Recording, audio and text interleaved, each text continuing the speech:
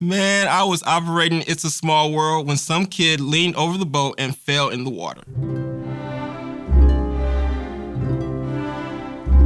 Fortunately, each of the animatronic children on that ride is programmed to carry out an aquatic rescue. So I flipped the switch and all 300 of them immediately deployed headfirst into the water to save him. It was such an inspiring sight.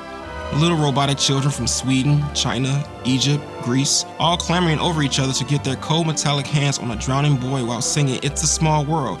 Finally, one of the animatronic Dutch kids was able to bring him ashore and start doing chest compressions while the Indonesian robot girl administered CPR.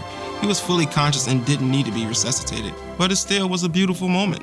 I got to play Cinderella, and the entire time I worked there, I only had one bad experience. This little girl came up to me, dressed in a Cinderella costume, and she actually had the nerve to say to me, "Hey Cinderella, I'm Cinderella too." So I'm just like, no you fucking aren't. I mean, first of all, this bitch was like 3 feet tall, and her little trash heap of a dress was like some $30 rag from Target. Also, her hair was in a fucking ponytail, looked like shit. So I told her, look, if you wanna say you're dressed like Cinderella, whatever, but don't ever say you are her, because that's really different.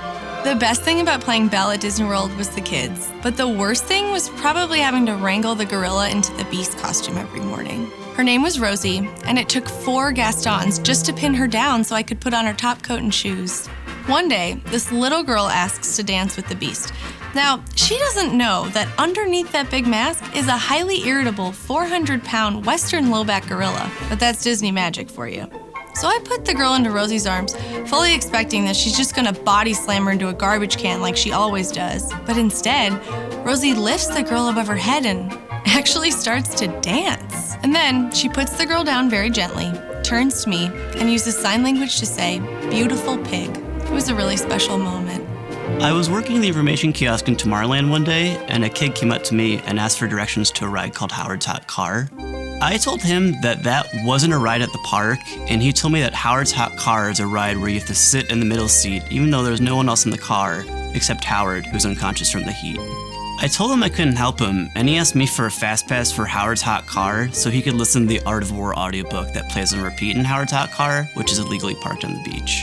He then explained that Stitch from Lilo and Stitch is locked in the trunk of Howard's Hot Car, but you wouldn't know it because he passed out from the heat a long time ago. Eventually, I gave the kid a funnel cake voucher, and he went away.